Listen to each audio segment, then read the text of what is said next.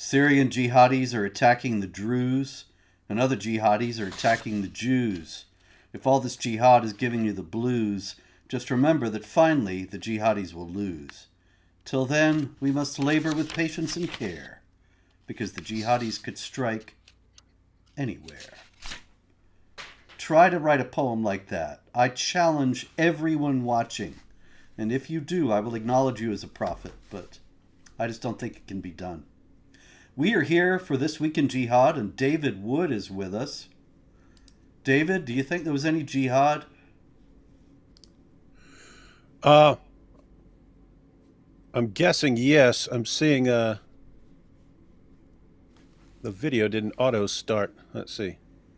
The video Okay, yeah. didn't auto start. Yeah, someone said Jimmy the Jew from Philly said refresh video, and yeah, I did it and then it worked. So Huh. Should I start over? um Steph said I think it cut off the first 30 seconds. Might as well start over just for general principle. I already threw the poem away. Let me see if I have it here. Yep, there it is. That was a YouTube thing. That was a YouTube thing. It was giving the buffering thing while we were live until we refreshed. So I don't know nothing about none of that. Sorry. All right, here we go. Syrian jihadis are attacking the Druze, and other jihadis are attacking the Jews. If all this jihad is giving you the blues, remember that finally the jihadis will lose. Till then, let us labor with patience and care, because the jihadis could strike anywhere. Try to write one like it, David. It can't be done. well, I'm focused on something else, Robert. When you said patience and care, are you referring to the Council on American Islamic Relations and Why, saying yes. that we should work with care? There are always levels and layers of meaning in these poems. They seem simple, but actually they are full of incredible sophistication. And so, yes, there was a slightly ironic mention of the Council on American Islamic Relations and an implicit rejection, actually, of the idea that we should collaborate with such people, because, of course, they are patently deceptive, as the cognoscenti have known all these years. Everyone see, I was trying to build bridges and Robert just keeps blowing them up.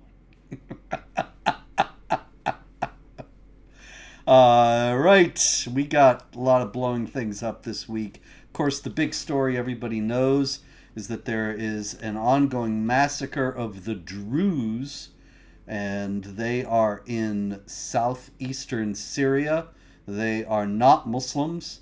They actually revere the Caliph al-Hakim, who was the caliph in the early part of the 11th century. And he is famous for leveling the Church of the Holy Sepulchre and destroying over 1,000 other churches in the Holy Land. And Sounds like a real jerk. yeah, he was a great guy, and he is their revered figure. He started to declare himself some sort of, I don't even remember now, some divine being or something. And anyway, there are, of course, people who believe it, as there are people who will just believe any fool thing. Not to say that the Druze are not suffering a great deal at this point, and we all need to stand with them. I need to emphasize that the jihad that is striking the Druze right now is the same as struck the Christians in Syria several weeks ago, and also is that which is arrayed against the Jews. And so you have all these different victim groups and one jihad, and that's one thing that people just don't seem to understand, and they refuse to understand that these are all differing aspects of the same conflict. Yeah, jihad's coming. When Allah said that He wants all religion to be for Allah, sounds like He actually meant it and wants everyone either dead or subjugated or converted. Yeah, and of course, every Muslim, if you go out and say, Quran says fight them until religion is all for Allah in chapter 2, verse 193, and chapter 8, verse 39, and all these Muslims saying, oh, you're taking it out of context, oh, it doesn't mean this, you're stupid and you're evil, and so on and so on. And yet, there seem to be no shortage of Muslims in Syria who are doing exactly that in fighting the Alawites first. I've neglected to mention them before, and the Druze and the Christians as well. Yeah, and this wasn't difficult to anticipate. You did have the media push to convince us that these jihadis from various terrorist groups had reformed because they were wearing suits now. And since they're wearing suits now, you know that they've actually reformed their jihadi ways. And that's what these guys were saying. Yeah, we were jihadis. That was so like 5 years ago. Now we're modern. Now I have Thai. Yes, now I have time. Now I want to build good society where everyone has liberty. I mean, yes. What do the Americans like to hear? What do they like to hear? Oh yes, and we want freedom and justice. Yes, this is what we want. We want freedom of space. Yes, this is what we want. So that's what they were doing. And but what you would expect from these guys is that it was all just a show, that they're pretending like they're reformed so that they can actually consolidate power. And they understand you can't. They tried it with ISIS, war in every direction, and they realize, okay, that doesn't actually work. What do you need to do? You need to take over an area when it's weakened, and then in order to appease Western nations, act like you want something that they're going to like while you establish yourself in the country. So now that must be against Islam, David. That must be completely forbidden to pretend you are on the side of your enemies and deceive them. Surely that violates every tenet of Islam. Yeah, we haven't seen that for 1,400 years straight every single time. It's totally new. They keep, I mean, Robert, imagine you're, let's say you're a football team. Let's say it's, this isn't the case right now, but suppose it's like back in the day and it's the Pittsburgh Steelers and the Dallas Cowboys and they're going to the Super Bowl. And imagine the Dallas Cowboys only have one play that they run over and over and over and over again. And just imagine being so incompetent that you go in there and you fall for the exact same play every single time, no matter how many times they run it. That's what it's like going through the history of jihad, seeing them use the same thing over and over and over again. And still, after 14 centuries of running one single play over and over again, here we are. Oh, look, they're on our side because they say so. Let's get along with them. Why is there sword at our throat? It's true. It's just crazy. I think it's a cultural thing. Would you agree? It's a cultural thing that in the West, I mean, it's like if you say somebody's a liar, it's your fault. You're the bad guy. And so if I go on, actually even now, the last couple days, if I go on some show and say, Ashara, the president of Syria, I don't believe him when he says he's reformed, because everything he's doing and allowing to be done goes against what he's saying. And it's like people think I'm the bad guy because not trusting people is like a grave sin in Western culture. I'm not quite sure where this comes from. Yeah, because it can kind of work if the people around you are generally not lying to you and trying to take advantage of you in order to violently subjugate you. But when you have a group that's doing just that, and that they have a long history of doing that, and that they follow a prophet who did that, probably a good idea to be a bit suspicious, especially when you see Christians being killed, Druze being killed, and so on. But the concern here for me, Robert, is that you're going to have this government that is officially not on board with Christians and Druze and Alawites and so on being violently attacked and slaughtered and humiliated in various ways.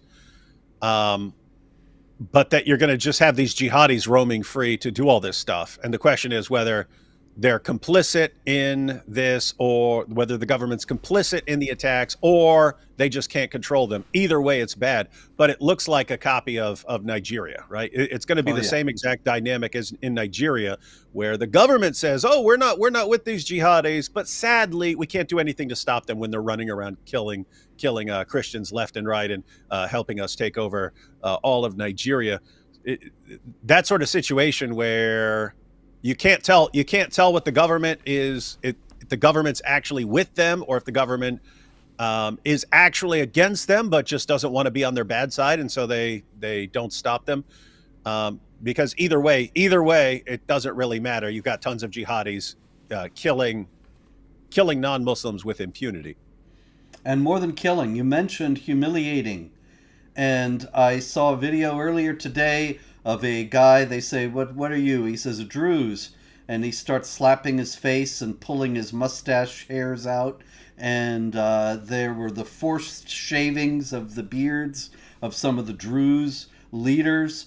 One of them was mistreated so extensively as that was going on that he died shortly thereafter. And this is directly reminiscent of the Nazis forcing rabbis and other Jews to shave their beards in the camps in the 40s. Now, what is the humiliation aspect? Surely that has nothing to do with Islam. That's part of that's part of the entire system. Ibn Kathir, in his commentary on Surah 9, verse 29, which is about fighting the Jews and Christians until they pay the jizya with willing submission and feel themselves subdued. He says that whole thing about paying jizya until they feel themselves subdued is about disgracing and humiliating them, to make them understand that they are second class, and that's the only way they're allowed to function. Now, a group like the Druze would be interesting because you're not sure exactly what category to put them in, because they didn't exist during the time of Muhammad. So they don't have some official status like a Jew could or a Christian could in theory. So it kind of depends on whether they treat them like, whether they give them the option of dhimmi status or not. But yep, it's all part of it. And we've seen the videos of Muslims bragging about this. Just imagine you go to a town and you get to completely humiliate this man in front of his family. What's his kid going to do? His kid's going to convert. And that's also behind the rapes, is it not? Yep. Like the rape gangs in England. Mm-hmm. Yep. That There's a way to avoid being raped, ladies. You just have to give up and convert, and everyone be Muslim. And then, of course, you're still going to get horribly abused, but it'll be quiet. But as they get No one will ever raped, know about it. it not only humiliates them, but it humiliates the entire community, that they couldn't defend or wouldn't defend the women, and they allow this to happen. And so, once again, the supremacy of Islam is declared.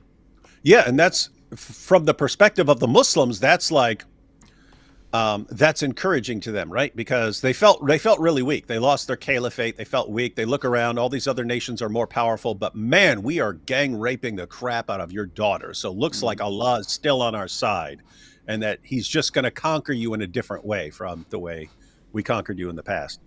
There you go.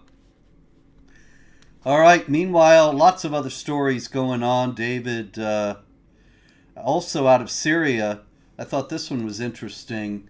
This is George Isho, and he was a Christian in Homs, and he ran this jewelry store, Fadi Jewels, and he was harassed on a regular basis by masked gunmen, and they came ultimately to his jewelry store and demanded that he pay protection money. That is, he pays them and then nothing happens to his jewelry store. And he refused, and they shot him dead. Now, that reminded me of certain aspects of Islam. I suspect you see where I'm going with this. Yeah, well, before you had the mafia, you had the exact same principle in Islam. That, I mean, jizya is basically protection money. We're gonna we're going to keep coming at you and killing and slaughtering and doing what we want until you pay us basically protection money so that we don't attack you. And I've always wondered if the mafia actually picked it up from that, or if they just came up with the same brilliant idea. I wouldn't be in the least surprised. As I point out in the history of Jihad, the Muslims owned Sicily for a couple hundred years there in the 9th to 11th centuries. And so you have very strong possibility, seems to me, that that kind of thing became ingrained in the culture. And so I think there's a very good chance there could be a connection. Okay, let's just go on from Syria. Lots more can be said about Syria, but there's so much other jihad, David, I'm afraid. So we have the same things going on in Nigeria that have always gone on, and they include the killing of 20 Christians in Plateau State. Fulani herdsmen, that is Islamic jihadis, killed 20 Christians in one area of the state, while predominantly Christian villages in another county in the state have suffered the slaughter of 80 of their residents since May. In Mangu County, herdsmen razed, that is, tore down 96 houses belonging to Christians and killed 2 Christians in the area on June 27th. Anyway, this is just part of the ongoing jihad. But David, I got a story here that's unusual, and that is that the jihadis are actually being stopped now by the government. Nigeria, the government of Nigeria this week jailed 44 men for involvement in Boko Haram, that is, books are bad, the jihad group, one of the 3 main jihad groups in Nigeria. 44 guys. Well, I'm going to have to see a bit more from the government for that, because you always in these situations, now you have to wonder, is it just for show? It's like the Tommy Robinson pointed this out with the grooming gangs.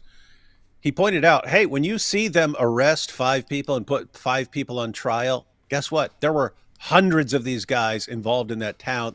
They're putting the 5 on trial for a show to make it look like they did something. If they actually had to arrest all these guys, they wouldn't be able to hold, the prisons wouldn't be able to hold these guys, and there would be a much more of an uproar from the Muslim community if you start locking up massive numbers of people. So it's for a show. They grab a few people, because guess what?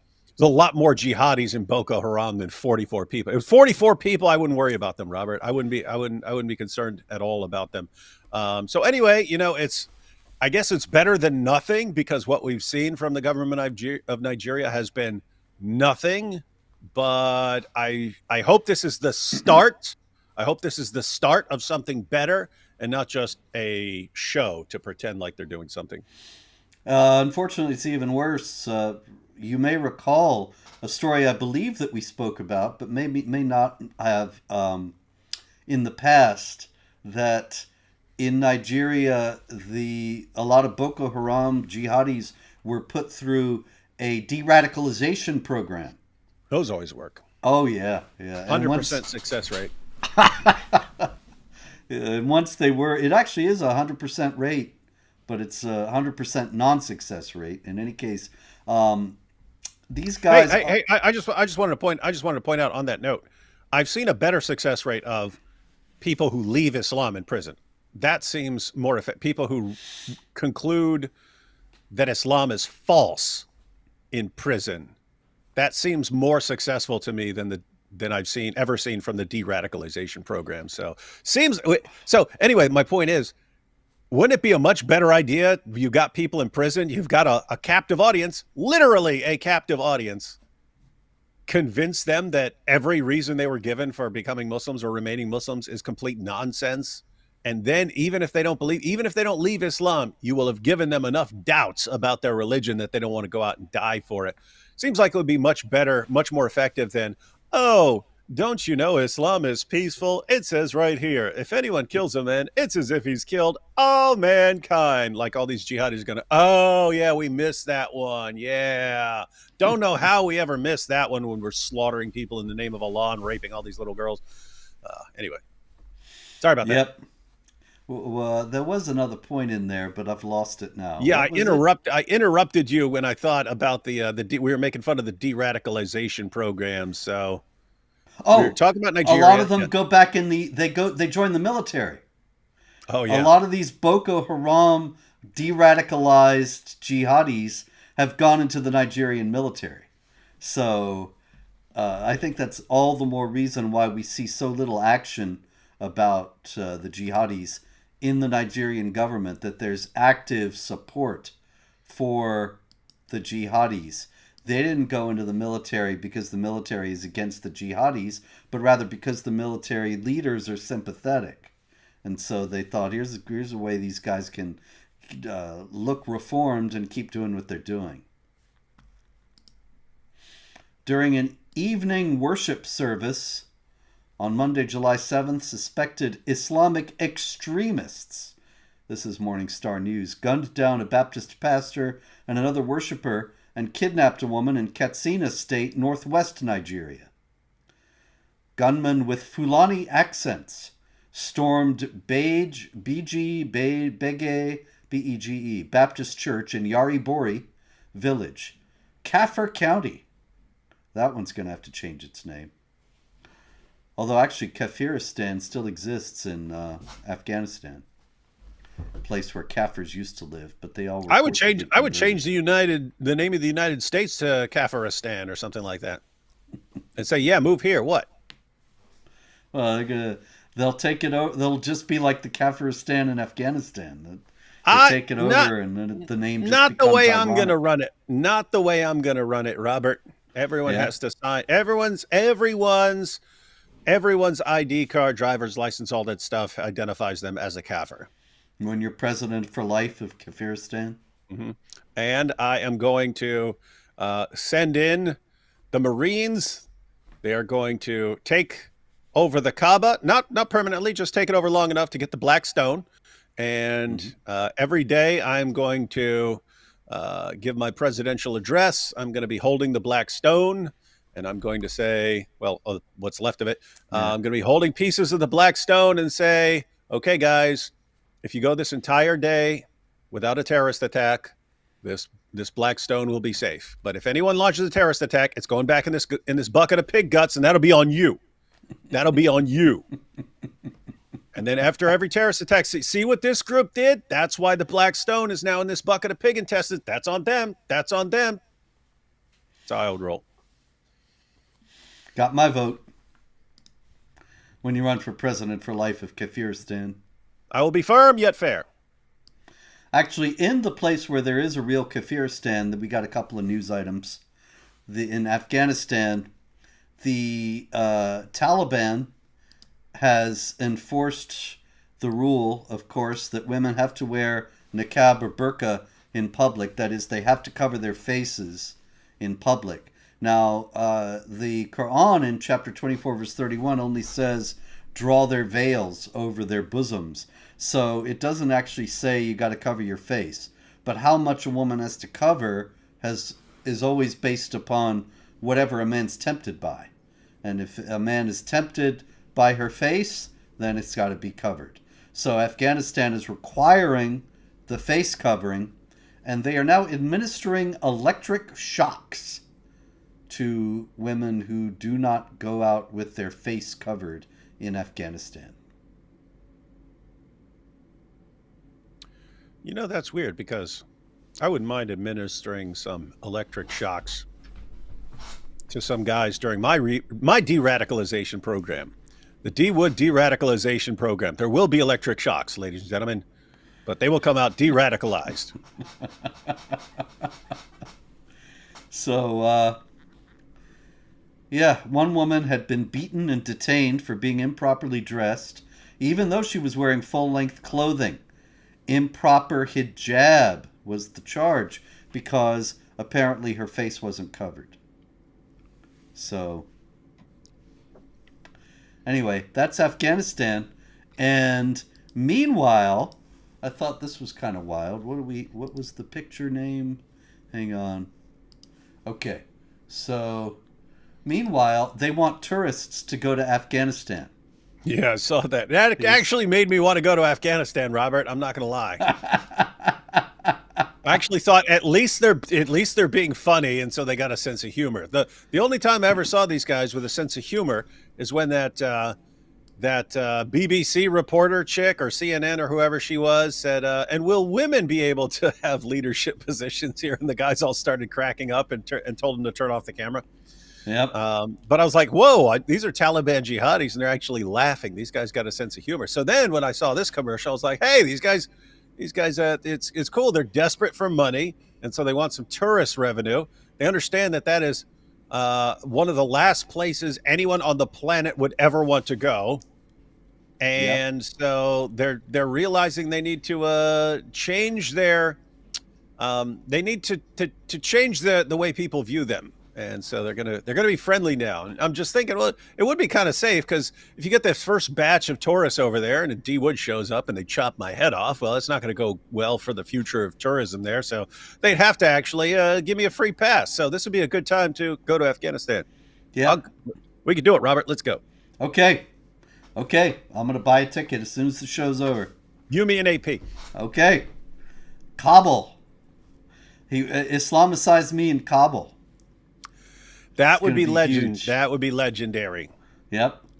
Hey, you know what we could do? We could have we could do an Islamicize Me for stage version, like an hour-long version that's all like a play, and we could just do a touring play in Afghanistan.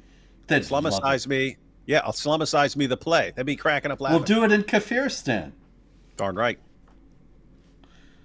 All right, slick marketing video. That's what that was. 5 heavily armed men seen standing over 3 prisoners whose heads are covered by black bags. You can see 2 of them are covered by black bags in the picture I've got here. And the guy in the back says, "We have one message for America." And he tears the bag off the head of the guy right in front of him, who immediately grins, flashes the thumbs up, and says, "Welcome to Afghanistan."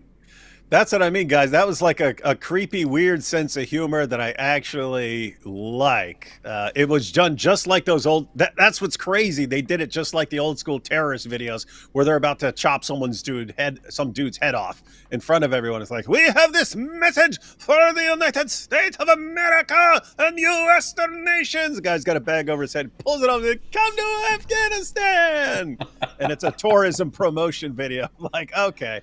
I actually like that sense of humor. I wish these guys weren't homicidal maniacs, but I like the sense of humor. Yeah, that's the problem, that you get there and it ain't no joke. You get there and they're really taking it all seriously and chopping heads. So, yeah.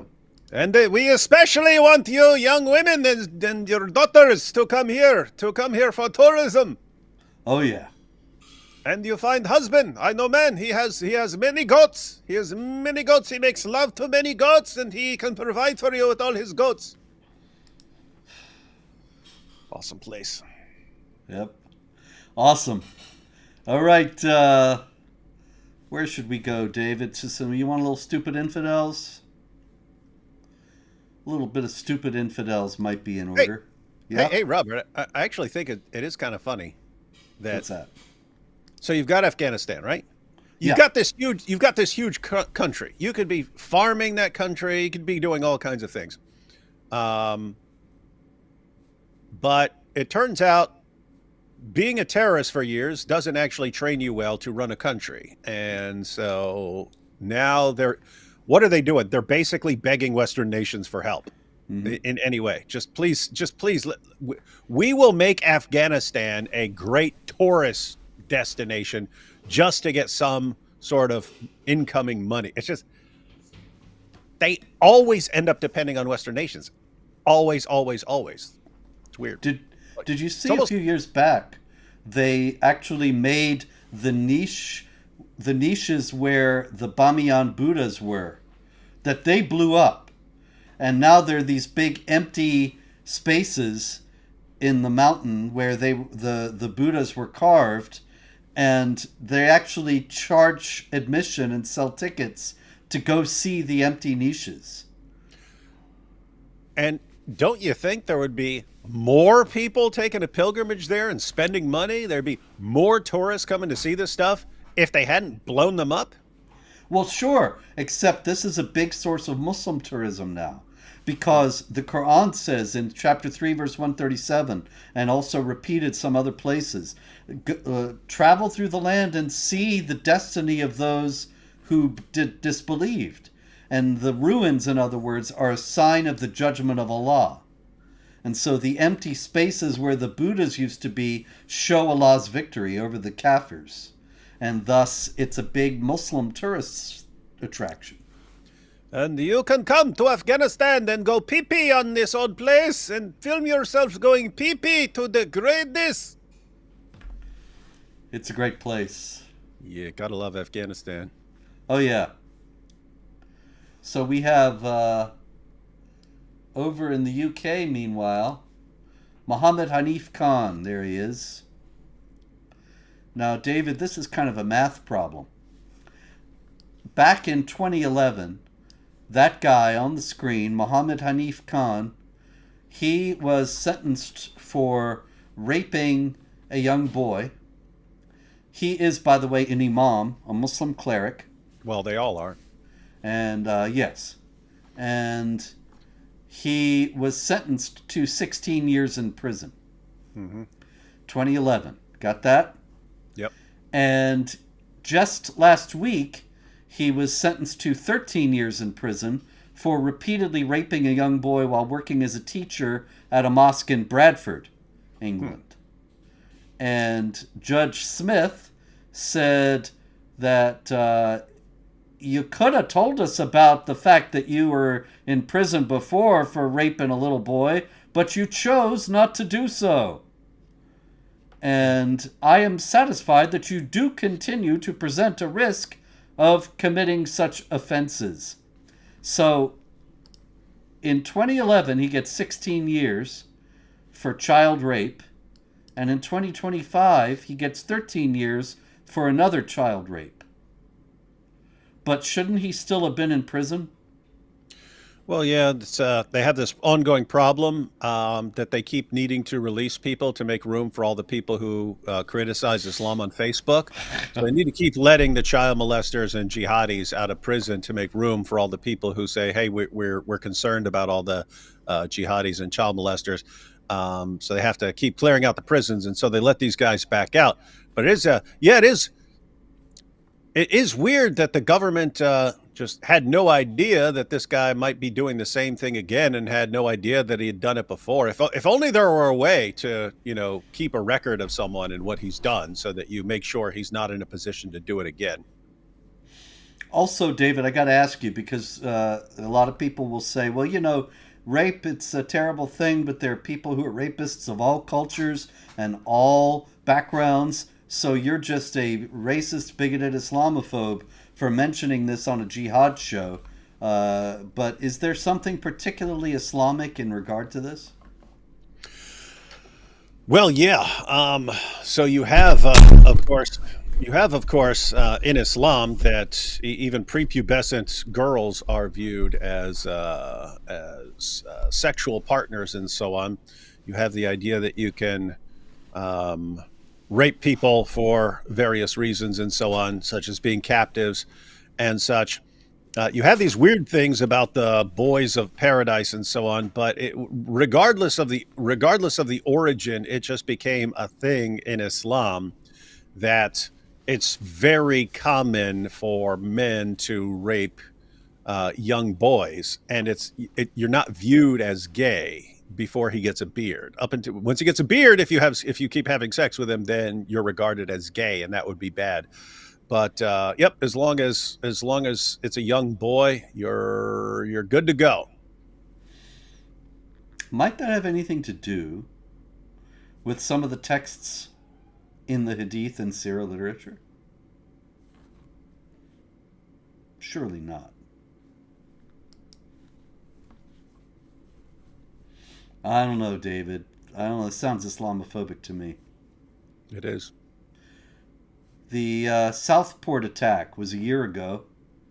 Very terrible attack by a man from Rwanda, who later it was discovered that he had Al Qaeda literature in his house, and so it was initially not reported that there was any jihad connection.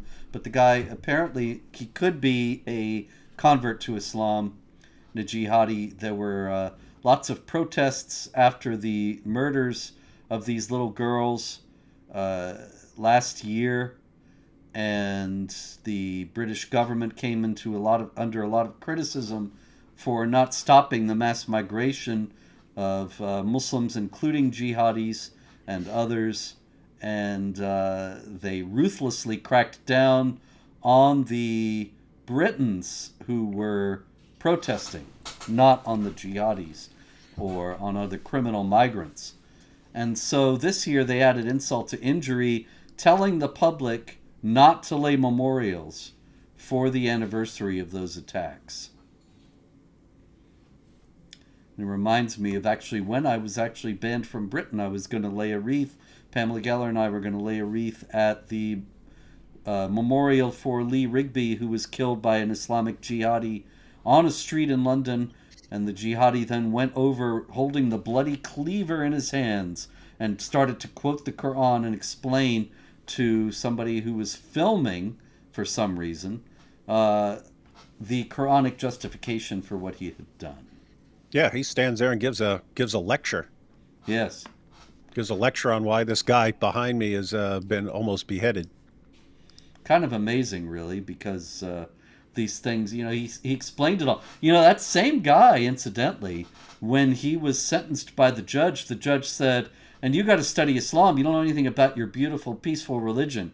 And he starts yelling at the judge, what are you talking about? I know all about Islam. You're the one who doesn't know anything about Islam. And of course, that judge was just one in the long line of non-Muslim judges who claim to know about Islam and do not.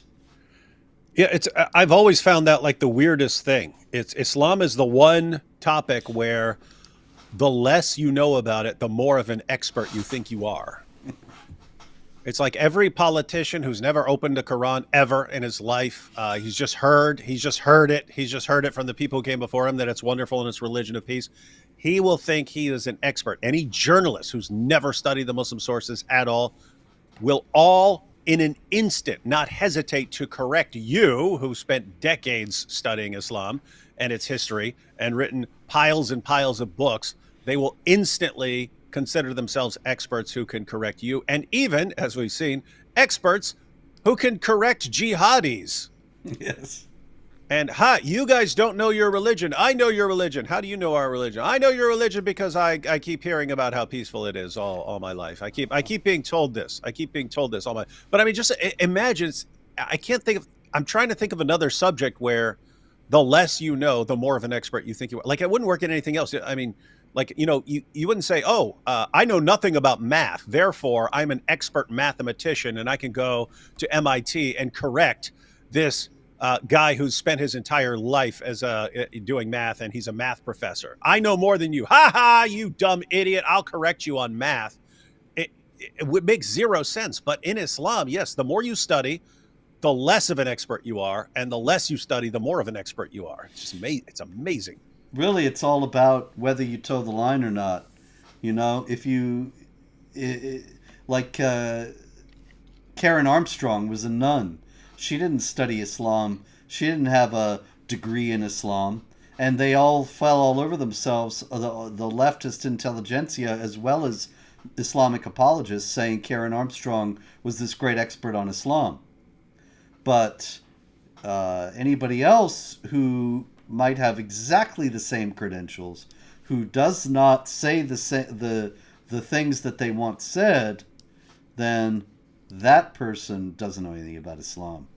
May be far better trained and far more knowledgeable than Karen. But anyway. All right. Here's kind of an ambiguous one. I was interested to know what you thought of it. It took place in Kentucky. And Kentucky. yeah, this is Guy House. Guy E. House.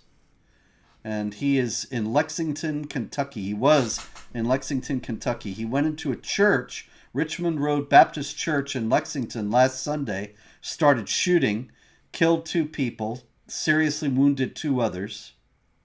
And Guy E. House was shot dead in the cross as the state troopers came to stop it all.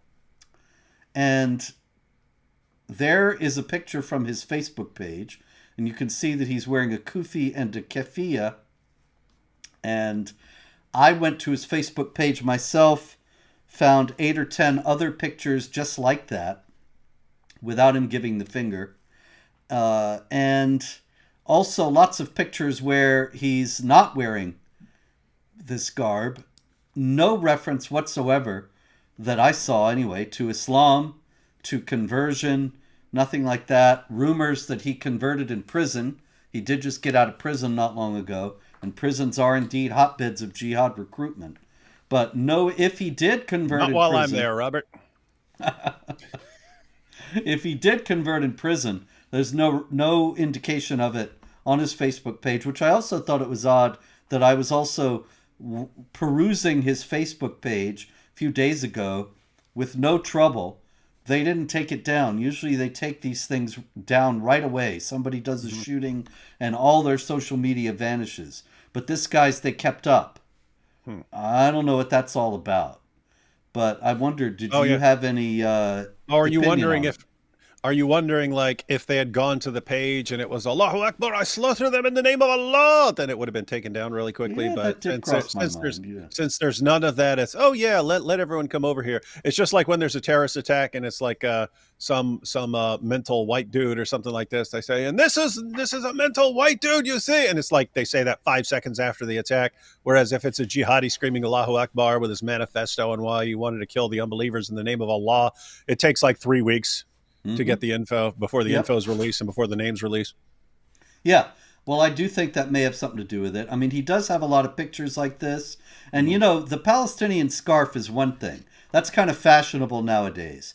Yeah. But to wear the hat, that's... It's the combination of the kufi that that makes it a little more suspicious. Yeah, if it had just been the other garb, I'd have thought, okay, leftist, because that's just a cool thing to do now. But whatever the case is for this gay house guy, gay house guy, that'd be funny. He did have pictures of bottles. He liked to take pictures of bottles of liquor that he was apparently drinking. And so that also cuts against the possibility that he was a convert. On the other hand, there have been plenty of jihadis who were drunk when they were doing the jihad, because they believe your sins are wiped out. If you die in a jihad attack, you can do whatever you want. So they'll go to strip clubs. And we've heard that's the same thing we heard for years, that this person who died screaming Allahu Akbar while slaughtering unbelievers, he wasn't a serious Muslim, because look, here are these pictures of him clubbing back in the day, and here's a picture of him doing this and that. It's like, you guys don't realize it. One, the guys who spent their lives clubbing, they're in panic mode about whether they're actually going to make it to paradise, whether their good deeds are going to outweigh their bad deeds and so on. So if you give them a guarantee, dying for Allah while slaughtering unbelievers is a guaranteed trip to paradise, well, then that's a good deal from their perspective. But also the guys who are plotting a terrorist attack and they know they're going to carry one out. Hey, I know 3 days from now, no matter what I do for the next 3 days, it's all forgiven. So I might as well bang every prostitute, drink everything, smoke everything, do whatever I want, because 3 days from now, I am good as gold with Allah, because I'll kill a bunch of people. Yep. And meanwhile, the Islamic Republic of Iran is trying to kill a bunch of people. Shocker. And foremost among them is Trump. And interestingly enough, the Islamic Republic of Iran has just issued a detailed fatwa explaining that Americans and Israelis are now kufar harbi, that is, infidels at war with Islam, and can lawfully be killed according to Islamic law. So they're doing this all by the book and saying that Trump because he called for the death of Khamenei, which actually is kind of weird because he didn't. He called for Khamenei not to be killed. But apparently they're just running with the idea that he called for the death of Khamenei, and so he has to be killed in response. Yeah, I didn't follow everything, but it sounded to me like Israel wanted to take him out, and then Trump vetoed that and said, "No, don't take him out. You can take some of the other stuff out, but not him." That's exactly what happened. And then he wrote saying, Khamenei should be grateful to me because I spared his life. And anyway, they ain't grateful. They're issuing Islamic justifications for killing him. I would live it up a little more if I were president. I would say, "Oh, okay, so I actually saved your life and you have zero gratitude and you say how you want me dead? Fine. BB, whatever you do, fine with me. Fine with old Donnie Trump. Do as you will. Do with him as you will." You'll Once have no again, objections from David, me. you got my vote. All right. Have your way. Have your way with him. I like your X-Acto knife telephone as well. Yeah, it's pretty good. It's a good phone. Yeah, this all of us presidents have them. It's people don't know. It's intimidating to have a blade like that, and you need to have that factor when you're a great leader. All right. Also, out of the Islamic Republic of Iran, they've been busy. It used to be that about 20 cities had banned walking dogs, but now it's become a nationwide ban. It is against the law to walk a dog in Iran. It is not against the law to have a dog as a pet, interestingly enough, but you can't walk it, so you essentially can't really have it. But they decided to outlaw walking the dog rather than owning the dog, because keeping dogs, says Khamenei, damages Islamic culture. Why would Islam be upset about dogs? Yeah, it's interesting. I don't even know what I've never looked at what the Shia hadiths say about dogs and so on. Oh, I got them. I put them at the Jihad Watch on this story, and they're exactly the same. Interesting. In essence, I went through Al-Kafi and got the Shia hadith about dogs being unclean and should be killed and all that. Interesting. Except Dia Al-Kabi, Dia the dog. He's in a special category. But yeah, guys, so in the Sunni hadiths, at least, and Robert's saying the Shia hadiths say the same thing. But yes, basically, Muhammad was waiting for a meeting with Jibril, a.k.a. Diha al-Kalbi, his boyfriend, who didn't show up because he was scared of dogs. And so Muhammad didn't know why he'd been stood up for his little date. So he was wondering, and then found out there was a little puppy hiding in his house, and so that puppy had to die. And then he gave the orders to kill all dogs, and it said they actually went out and were finding anyone, like even Bedouins and stuff who had dogs and stuff. They would slaughter all of them. Eventually, so originally it was just kill all dogs, get rid of them, wipe them out completely. But some of his followers eventually complained, wait, we got hunting dogs, they help us and stuff like that. So he made some exceptions, and then clarified, you definitely have to kill a black dog. You definitely have to kill black dogs because those have shaitan in them. And so it's basically now, if you have a dog that is for a purpose, like a hunting dog or something like that, but there's still no concept of having a dog just as a pet. You don't keep a dog as a pet. You can have a dog as some sort of special work animal or something like that, but you don't just have a pet. With that said, Robert, I'd just like to draw a comparison between Iran and an awesome place like the United States of America. Robert, you probably don't pay attention to comic book movies and so on, but the new Superman movie just came out last Friday, so it hadn't even been a week. New Superman movie came out.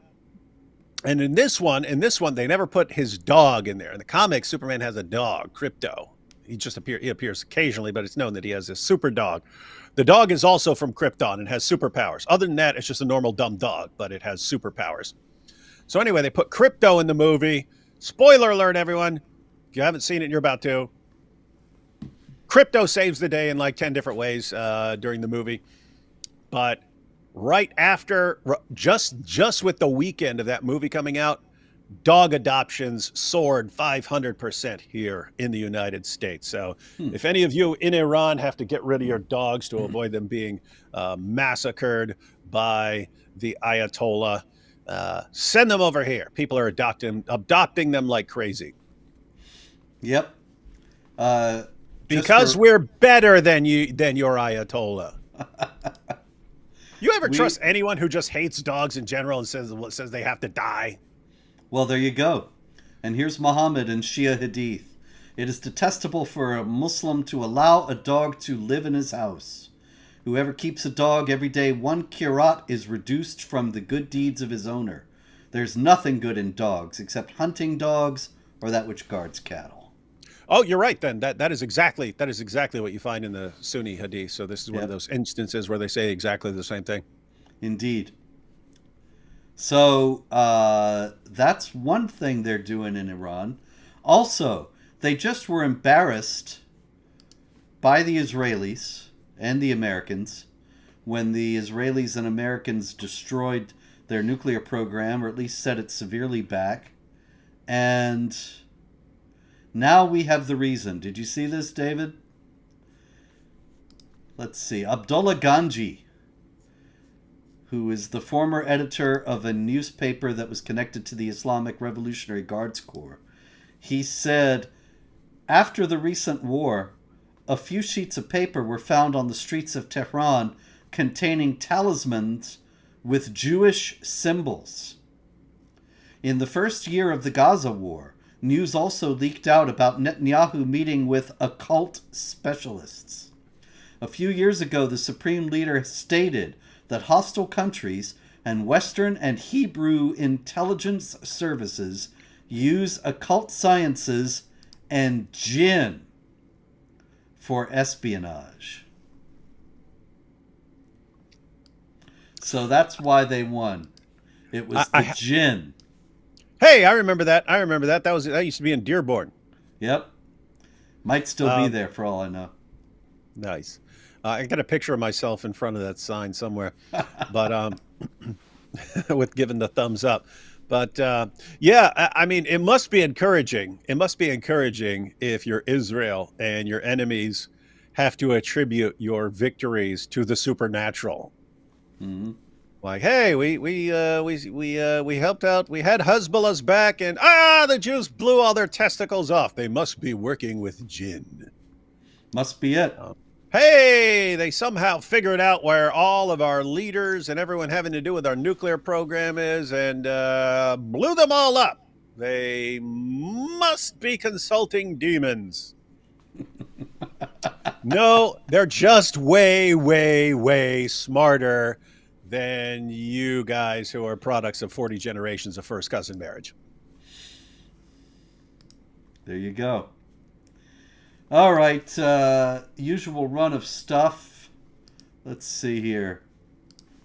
This is just a still photo from the Australian news.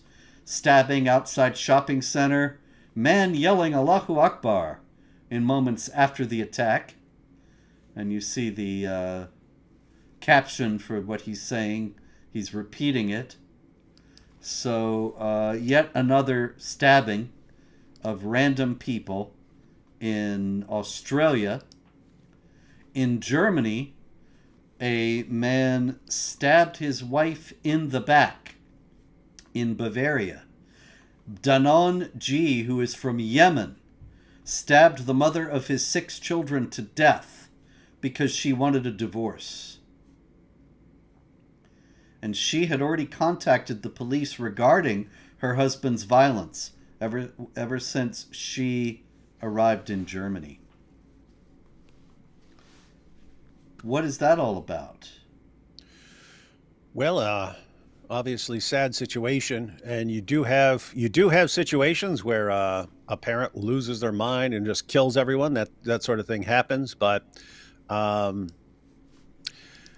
killing of family members happens more frequently in Islam because there's this ongoing thing, Robert, where if someone is getting too far out of line, you actually put them in the apostate category, the heretic category, or the just you're not actually living as a Muslim category, and You have all sorts of justifications for killing people like that. Muhammad even said, carry out Allah's penalties against your own family members and so on. And so, hey, my entire family is about to become non-Muslims, at least in practice. They're not doing things right. I'll just kill them all and keep my family honor. And so another story out of Pakistan. A man murdered his daughter because she refused to delete her TikTok account. Same thing you're saying. That he told her what to do. She didn't do it. So therefore... Now people... Yes? Now people can make movie clips just using AI. You just tell it what to do and it actually makes it looks like real. Looks real. I'd like to do an Islamic version of that Braveheart scene. There's that Braveheart scene where he says, they may take our lives, but they'll never take our freedom. But like the Islamic version would be like, they may take my freedom, but they'll never take my honor, as he's like murdering his entire family. Yep.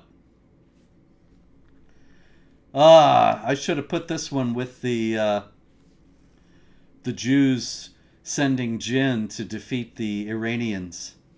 But anyway, it's not too late, assuming I find the picture. There it is.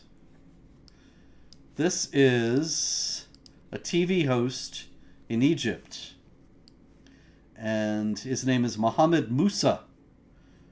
And he was teaching on his show that the Protocols of the Elders of Zion outlines plan to drown the world in a soccer craze in order to distract Arabs and prevent them from making any progress in their societies.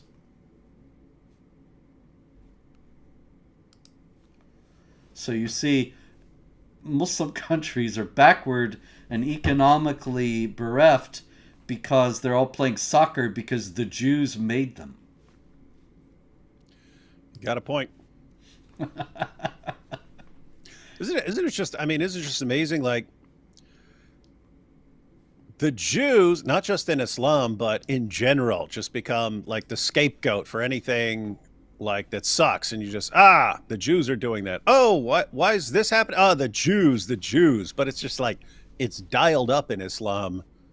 The Jews are making us love soccer. Yep. And so we play soccer all day and don't progress. Yeah. Guys, just want to say a quick word about psychology, Robert.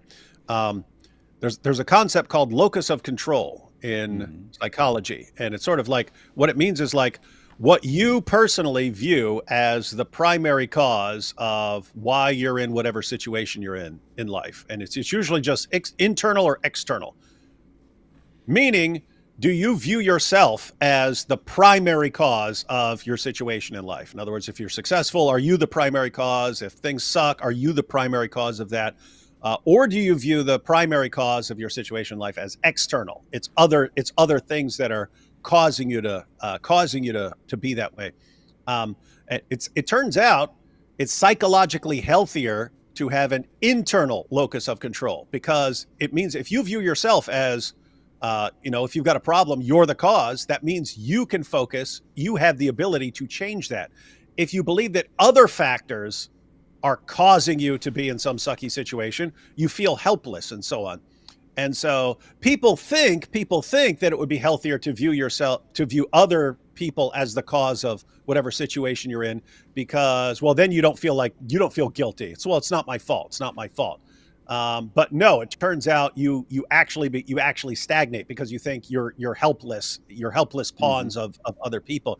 And just imagine you've got the entire ummah, and they have this massive external locus of control. The Jews are controlling everything, and they are mere helpless. Their countries are mere helpless pawns and all that. It's like, you guys have already, like, how do you ever progress? Everything that happens, you're mere victims of the Jews. You can't get Yeah. out of it because the Jews are way smarter than you, and they will blow your testicles off with pagers. There's nothing you could do, and you fight and fight and fight and fight and fight. You can't stop them. You can't break off. You can't break away from that awesome power they have, and so you're just doomed to completely forever be completely under their control.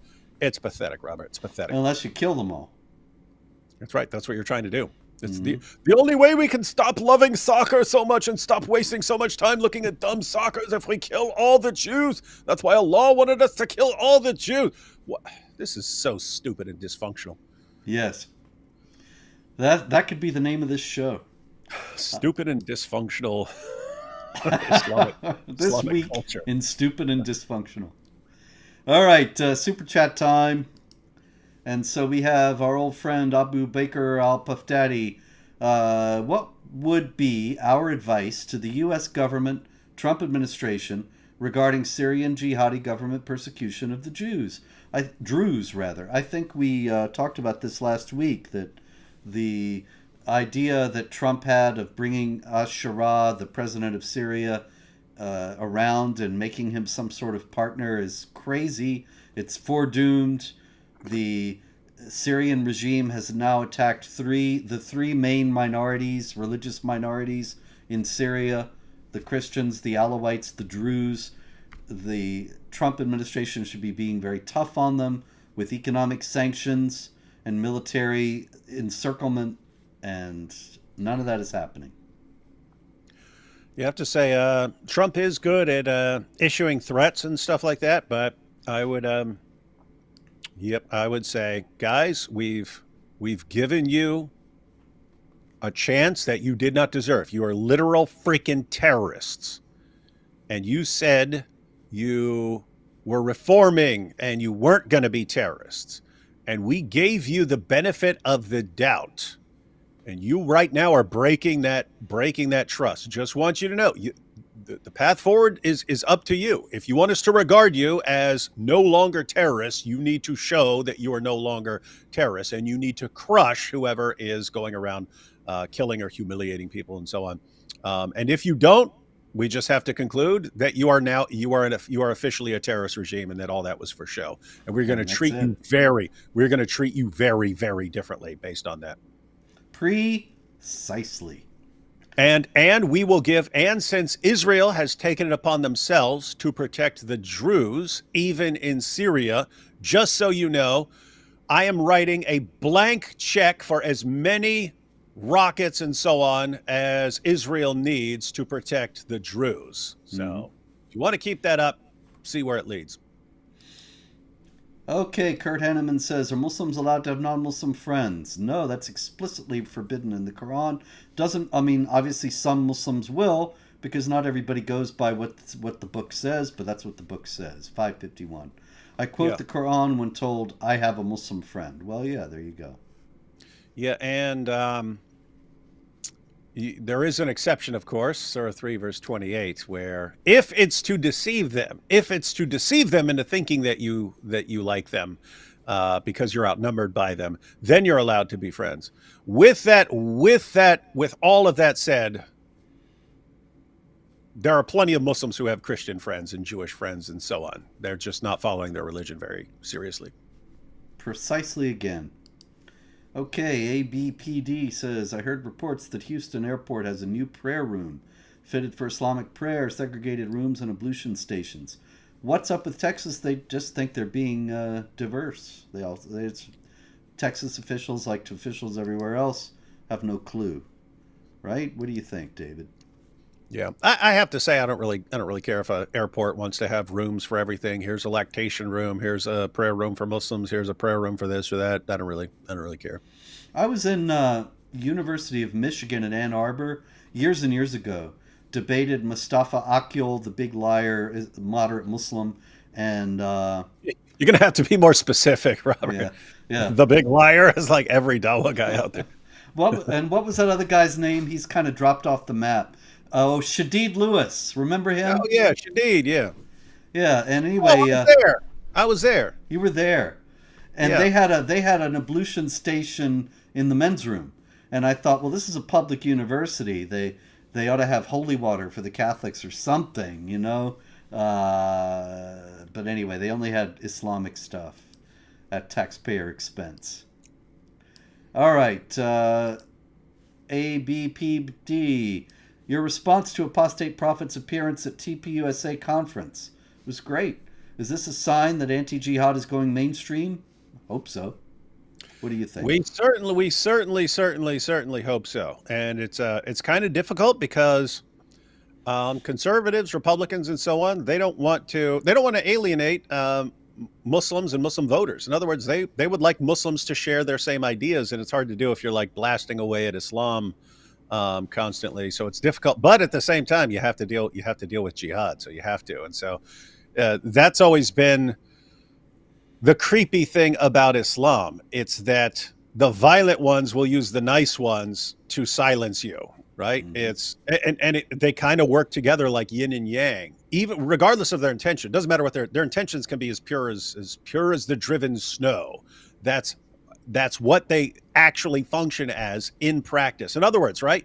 I want to blast away at Muhammad for having sex with a 9-year-old girl to expose him as not a pattern of conduct that the Quran says he is. So I want to blast away at him for that. But if I have Muslim friends and I want to get along with them, I can't just be blasting away and calling him pedophile and things like that, because then they're not gonna want to be friends. And so it's like, okay, I want to do this and I want to expose it to like undermine the jihad and people's confidence in Islam and so on, but you'll offend these guys that you want to get along with, and so everyone has this difficult situation to deal with right now.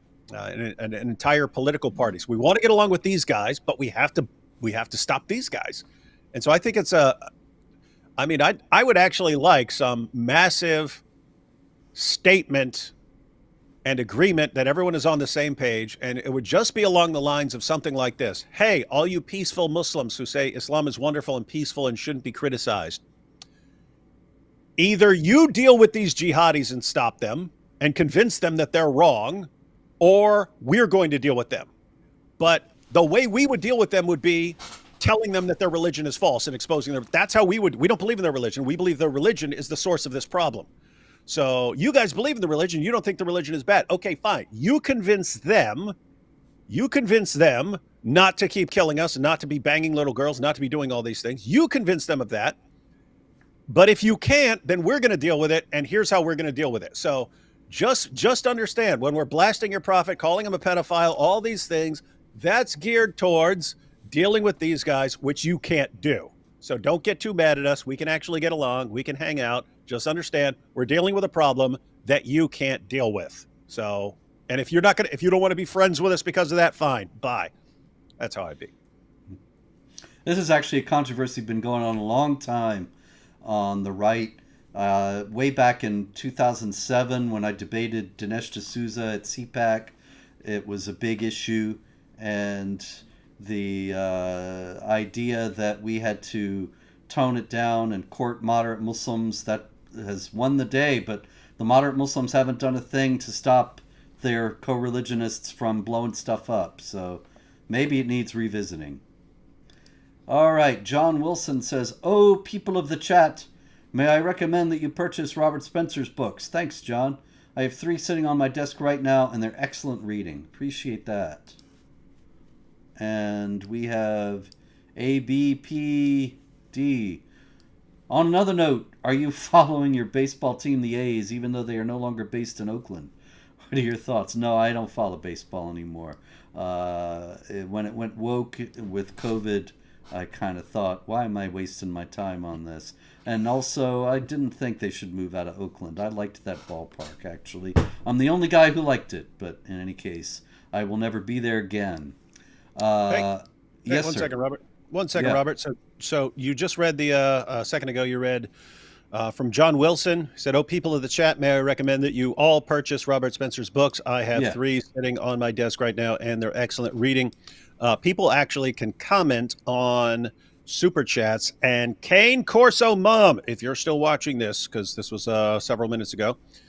Kane Corso Mom, if you're still on, you said, "If I had the money, I'd order all of them and Raymond Ibrahim's books." And I'm not going to buy you all of Robert Spencer's books, but because he has a ton, And this isn't for everyone else. Don't be sending me messages saying buy all my books. But Kane Corso Mom, since you sound like you're actually interested in reading them, you can on my channel, on my YouTube channel, you can find a way to email me, make a little gift list on Amazon, and put the books of Roberts that you're most interested in, and the books of Raymond Ibrahim that you're most interested in, and I'll grab some of those for you. So make a wish list on Amazon. Send me your Amazon wish list, and I'll go ahead and grab some of those for you. That's very kind of you, David. Thank you. I was just looking for her remark, but I couldn't find it. But in any case, appreciate that very much. Yes, on the super chats, there'll be a little comment button, and then you can click on the comments. Gotcha. Mm-hmm. All right, so we have Coltrane says Roman sources verify the existence of Jews and Christians, but nothing about Muslims. So in historical contexts, Jesus couldn't have been a Muslim, nor anyone else for that matter. Well, sure, Jesus couldn't have been a Muslim because Islam wasn't invented yet. And those who claim that Abraham and Moses and Jesus were Muslims, that's all retrojection. It's not real history. All right, Kurt Hanneman says, I was told in Israel we don't believe in Jews marrying non-Jews, so we had to marry abroad. Did I experience anti-Semitism as a goy? I don't even know if I understand the question. You wanted to marry somebody? Yeah, go ahead. Yeah, I don't get it. I was told in Israel we don't believe in Jews marrying non-Jews, so we had to marry abroad. It sounds like he was marrying a Jewish woman, and he's not Jewish. His family was gonna have a problem with that, so they had to marry someone else. And then, but why would that be? I guess him experiencing. Wait, anti-Semitism? It's not anti-Semitism, Kurt. You got to find another word for it. Anti-Semitism is hating Jews. Discrimination or something. I don't know. Yeah. Yeah. Ari Wasserman says, "What do Muslims do about the aortic dilemma?" Nothing that I know of. They ignore it. I don't know. David, you ever known any that have dealt with it? You mean about Muhammad dying, saying he could feel his aorta being severed or something? That's what I assume he's referring to. Maybe you should fill us in on what that is for those who may not know. Yeah, so the Quran, Surah 69, 44 through 46, I believe, Allah says that if Muhammad were to fabricate revelations, he would kill him by severing his aorta. And then after Muhammad is poisoned by a Jewish woman, he spends a couple years in horrible agony as it did internal damage. And he eventually dies saying he feels his aorta being severed.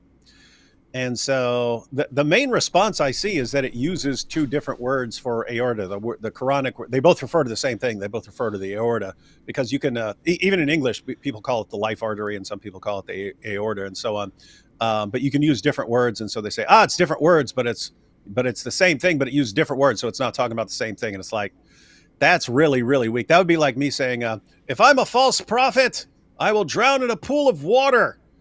And then later I'm drowning and I'm going, I'm drowning in a pool of H2O. It's so much H2O, I'm dying. And then I die. And you go, that proves you're a false prophet. Because you said if you were a false prophet, you would die like that. And then someone says, but he said he was drowning in H2O, not water. It's like, yeah, that's referring to the same thing. So anyway, but so that's kind of a rough situation for them. Okay. Racism against Kafiristani immigrants is terrible. Yes, it is. Completely agree. Chad Winger, the ultimate Dawa destroyer. Would you support a free Zudistan? That one's for you, David. Yes. The descendants of the people of Al-Zut must be protected. Skyscraper philosophy. Yes. Hey, Robert.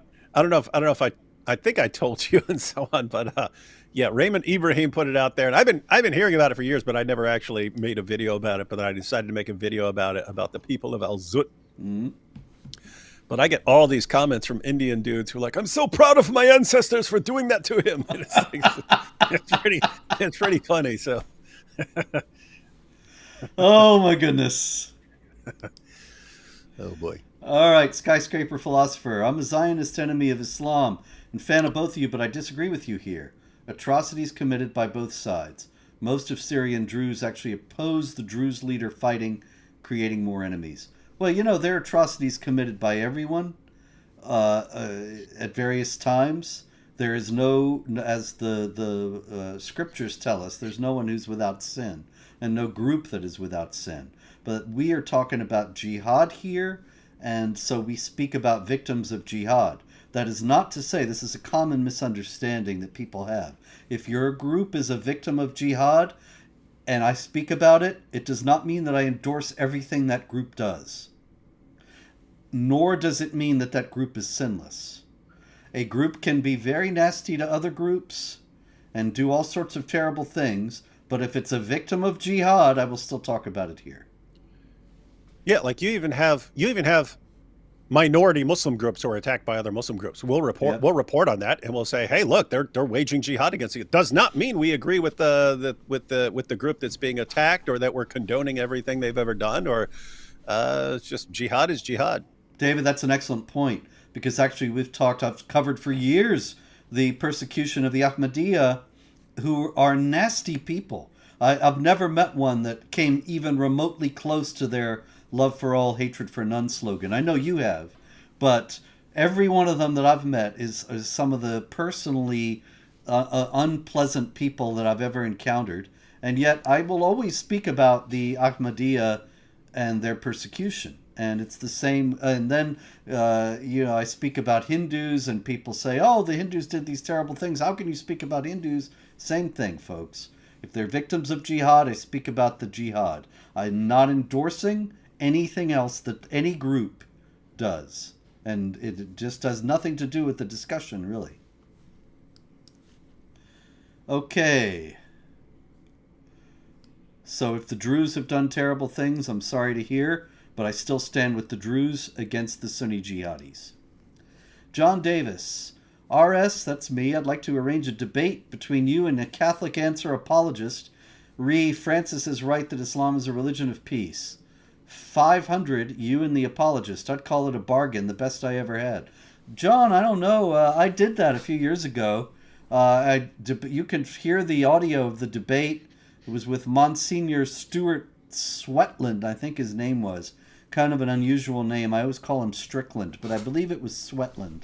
And he said that Islam was peace. He also said I was a heretic because I was in the Catholic Church at that time. And that was one of the things got me thinking about the authority structures in the Catholic Church that would lead somebody to think that he had to say Islam is a religion of peace because the Pope said it was. And ultimately I got out. I know those guys at Catholic Answers. They're nice guys. I'd be happy to do it again, but it would be the same thing. They might not call me a heretic because I'm not a Catholic now. So anyway. John, you want to set it up? I'll debate anybody. You don't have to pay nothing. Yeah? Yeah, John. So Robert just agreed to do it. And if for some reason they check out what Robert said and said, we don't want to do this again, it's just going to be the same, then I'd be happy to do it too. There you go. So tell them to take their pick. Anyone, matter of fact, I can name 20 people on our side who'd be happy to correct them on that issue. Great. Yes. And of course, they could just debate Allah and Muhammad. They could. That would be funny. Just program an AI with all the stuff Allah and Muhammad said, and then let them debate that. Yeah, I did a debate like that once.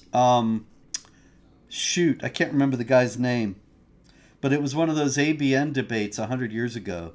And I just quoted, I had all the quotes, and I didn't do anything the whole time, but just keep quoting Muhammad in the Quran. And that's so funny. He was debating against Muhammad in the Quran. Max Jarrow sends a super sticker. Thank you, Max. Mother Hulda says, thoughts on the elderly man in Spain who was beaten and then the subsequent mosque that was burned? Got your book in the mail today. Thanks, Ma. I was actually going to talk about the elderly man in Spain who was beaten, 68-year-old man, just beaten at random by Muslim migrants. Not in favor of burning mosques. I'm in favor of not having the mosques there to start with because there's nobody that would go to them. And that would be not having immigration policies that are suicidal. once you have the mosques there, you shouldn't be burning them down. You need to work through legal channels. What do you think, David? Yeah, I haven't followed this story enough. I've seen people posting about it on Twitter and stuff like that, but I wasn't really following it. So Okay. But we are, I think we can safely say, we're on record against burning mosques down. definitely. Drew Traver says, so the Ayatollah is worried about the Jewish jinn. I wonder with him being Shia if he knows about the big black jinn Muhammad had to deal with. All right. The men of Al Zut. What do you mean username? Says, but what do you mean username? David, tell us the story about Plato's Republican dogs. Oh, I guess because we were talking about dogs. I've only told that story like 17,000 times.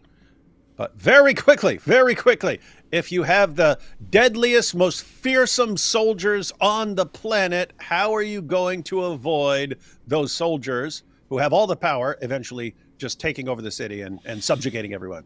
And they wondered how it would be possible. And then they realized that there's a dog who's trained to be hostile towards people it doesn't know or people who are dangerous to someone, but so loving and friendly that you could leave a dog with you could leave a baby with your dog, and that dog would fight to the death to protect that baby and not take over the family and not subjugate everyone. So they said, okay, we have to raise our soldiers to be like that. But that taught them that it is possible to have those two natures combined in one creature. Okay.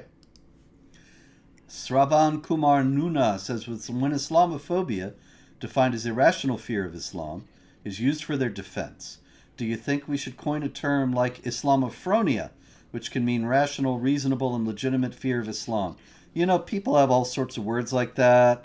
I used to use Islamo-realists a lot, Islamo-realism. I was on a show a couple weeks ago, and the guy was saying, Rahul Sur, actually, an Indian scholar of Islam, saying Islamofactism or something like that, which I thought was very close to Islamo-realism. People coin these words, but getting everybody to use them is another matter.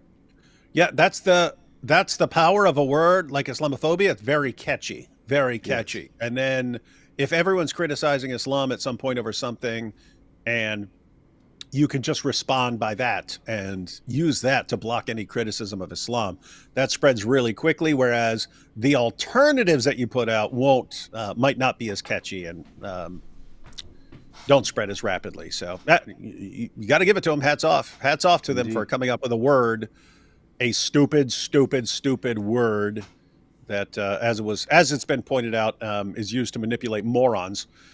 Yes. You got to give it to them. I mean, silencing journalists, silencing politicians, silencing educators, silencing everyone to the extent that you can go around raping, drugging, pimping, and gang raping 12-year-old girls, and everyone is terrified of saying anything because of a word. That is serious mass manipulation. Mm-hmm. It's worked very well. Mm-hmm. Drew Traver, thank you for exposing Jihad. It's awful knowing anyone in Syria who is not Sunni is just waiting to be next. Yeah, imagine having to live there. Very dangerous situation. Here's Sravan Kumar Nuna again, establishing a term called Islamophronia as calculated, factual, rational concern, fear of Islam, and building valid literature around it and popularizing can become a strongly recognizable counter. Well, best of luck with that. It's not going to catch on. Everyone knows what a phobia is. People don't know Aphronia. I know what you're talking about because it's the mind in Greek. It's thinking about it it's a Greek word, but people don't know that. Yeah, people need to understand the word. So, like, Islam is phonia or something like that. Just say that every time someone says Islamophobia. You go, Islamophobia. You go, hey, Islam is phonia. Even that won't work. All right, here's one for you to read. D Wood in Mohijab voice. Jews all powerful until they're not. But even then, it all part of the plan. Ivy League schools. Anyway. Okay. Hey, I don't know if you've been following. Have you been Yeah, following what's the no? epic What's up? downfall of What's Muhammad the? Hijab? Well, you told me that there were some new developments a few Oh days yeah, ago, but I don't know what they are. yeah. So hijab, it's kind of a minor issue. For years, he's been defending secret second wives and hotel wives and things like that.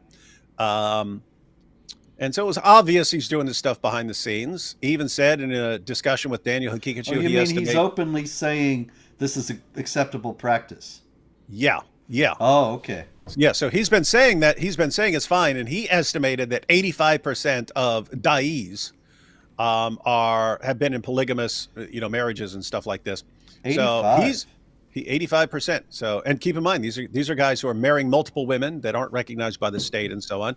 And he said he knows one guy who had like 30 or 40, one da'i who has like 30 or 40 or 60 kids or something. He had like a ton of kids just from Hmm. all these different women that he's banging in Islam.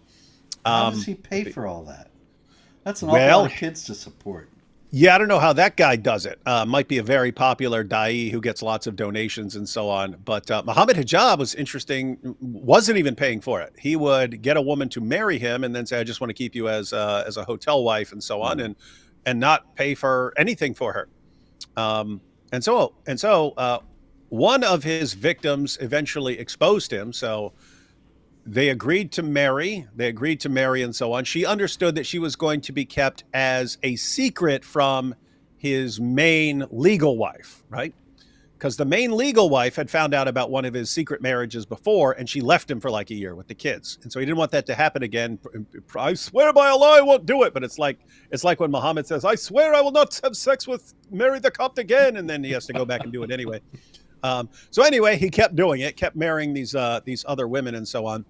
But this woman, once it's basically, hey, yes, I'm gonna provide for you. We're gonna get married, and we're gonna have a life. We're gonna have a family. Just keep it secret from this wife. She agreed to that. She agreed to not tell the wife. But then once they're married and they have sex, then it's okay. I'm not going to provide for you. I'm not going to get you a house. I'm not going to raise a family with you. Any of that. You're my wealth. You're my wife just in the hotel. And she said, no, I didn't agree to that. And then so they get a divorce. And so that could have been the end of it, but it was actually bothering her. It was actually bothering her that Muslim men are treating Muslim women like this. And so she insists she didn't want to expose hijab for doing this. She just insisted, I need to make sure that other Muslim women are warned that guys are doing this and treating them basically like prostitutes. Yes, I'm going to marry you, I'm going to provide. And then you're lying. You're That's just what it you're just is. doing it to get them in bed. Yeah, just doing it to get them in bed. So she wants to warn people. So they actually had an agreement where Ali Dawa would interview her. Ali Dawa would interview her. She wouldn't mention who it is, wouldn't mention hijab. She'd just say this is a thing that she fell victim to, and then warn other Muslim women, you need to take precautions and so on when dealing with these guys. So Ali Dawa recorded the interview. Then Muhammad Hijab had it shut down. Don't ever post that video. Ali Dawa said, "Okay, whatever you say, hijab, you's bigger than me, yeah." Um, and then she got ticked off because hey, we had a deal and you guys broke the deal. She still tried dealing with it behind the scenes. And then a Muslim channel behind veils got involved. And they started investigating. They tried to work with Muhammad Hijab behind the scenes. Look, here's what you need to do. You need to give her what she wants, which is her exposing that this is a thing. That's all she wants. She wants, and you need to apologize to her. Hijab couldn't agree. He denied it. I've never married this woman. I have no idea. She's crazy. And so they went ahead and started releasing videos and stuff of all the evidence. Hijab's denying it. He makes a fake account that's supposedly by a third party who's investigating this. Turns out it's all Hijab. He did a fake AI generated voice of himself. They made a fake confession from her that was AI generated of her confessing that I was never married to Muhammad Hijab, but that it got Wow. ran through the AI tester and said, nope, this is AI. This is a fake AI confession. They took a screenshot from one of her things and then they doctored it with Photoshop to make it look like, and then blamed her for doctoring it with Photoshop. So it's like all this stuff, and it's like they keep getting caught on this. It's like, what are they doing? Anyway, the most recent video turns out, Robert, Salman, that's like a behind veil guys. Someone is leaking the messages from a private chat group that Muhammad Hijab is in. 75 da'is, all the da'is that you're familiar with are all part of this group, and they're all sitting there figuring out how to discredit this woman by lying. Wow. And he got all the messages and he posted them. And it's Robert, it's actually like seriously messed up. Ali Dawa's like, we're going to push this girl so hard. We have to be careful that she doesn't commit suicide. Muhammad Hijab's, why would we care? She's an enemy of Islam now. Why would we care if we drive her to suicide? And so anyway, Behind Veils posted, I would recommend watching that video and sharing it, because Dawa is like imploding right now, and it is hilarious to watch. And it's just I'm glad there are some Muslims who have a conscience out there who are actually taking a stand against this stuff. But so where is this video? If you go to just Behind Veils, that's the channel. And his most recent video, he's got a bunch of the videos on exposing Muhammad Hijab and Ali Dawa. But for some reason, this guy's just a like world champion investigator. And I said in a recent thing, he wouldn't like being compared to Israel, but it has like the same dynamic there with this guy versus all these guys that should, be able to overpower. And he's just like completely outsmarting them and destroying them. Wow. It reminds me of like Israel just like outsmarting Hezbollah and like blowing all their testicles off and so on. So well, that's fantastic. Everybody go over there. It's awesome. I'm certainly going to go and watch the video, and I recommend you all do so as well. All right, let's see. The next one is Flippy. To be fair to that Muslim preacher, soccer does suck. I'll agree to that one. There you go. Soccer is the Mike. I just saw a comment about Mike Winger, hideous. Yeah, that's coming up. Yeah, I saw that. So I'll just connect the two, and we can all agree that soccer is the Mike Winger of sports. All right, there you go. Bo Rudder. David, will you buy me Mike Winger's books? Only if you're going to burn them. And video yourself burning them. Robert McLean, I remember you issuing a challenge a while back, finding any errors in the Palestinian delusion. Did anyone even try? I think that there was a misunderstanding here, because this guy wrote me and he said, yeah, you said $50,000 to find an error, and I found an error, and I want to buy a tennis court or something like that. I forget what he wanted to buy, but anyway, I wasn't issuing some general challenge to anybody that thinks he's going to find something. I was talking to a particular person on Twitter. But anyway, he sent me, that same guy, a bunch of things, and I'm trying to remember. Oh, one of them was he found some mention of Palestinian from early in the 20th century, as if that means there was a Palestinian people, when it's very clear there was no general understanding of any existence of such a people at any point before the 1960s. A couple of scattered mentions don't establish that, and so that was the kind of thing I got back. All right. And we got a super sticker from Christopher Elliott. Thank you. And Harry Stoneworth says, some told me that the phrase Baina Yadaihi means, there you go, means between his hands, or to that effect, but I understand it's an Arabic idiom that means that which came before it. Your thoughts, Surah 548? You seem to be on this, David, so go ahead.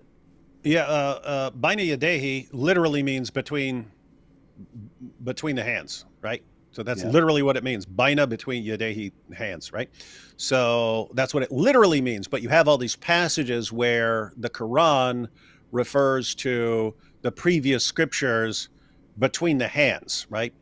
Mm-hmm. And so it's used as an argument. Hey, this sounds like something that's still there. If it's the scriptures between the hands, it sounds like something that's still there.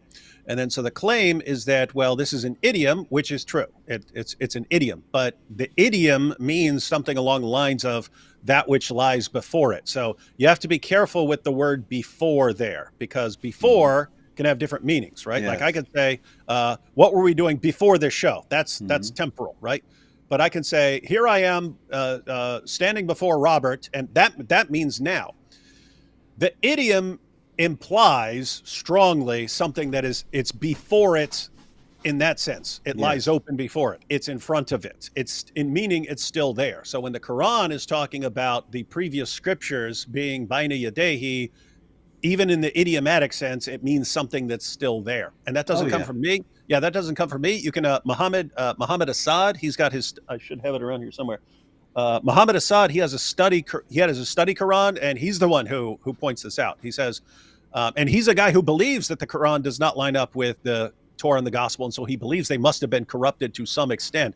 But he's just honest about the meaning, and he says it means something stronger. It means something significantly stronger than before it in time. It means it has to mean something that he says. It refers to a reality with which the Quran is still confronted, meaning it's the previous scriptures are still there. Yep. Hatun and I are going through the Quran, and it's just very clear, passage after passage, that the Quran assumes the continued existence of the Torah and Gospel that validate the Quran, and does not think that they've been lost at that time. There's no idea of that.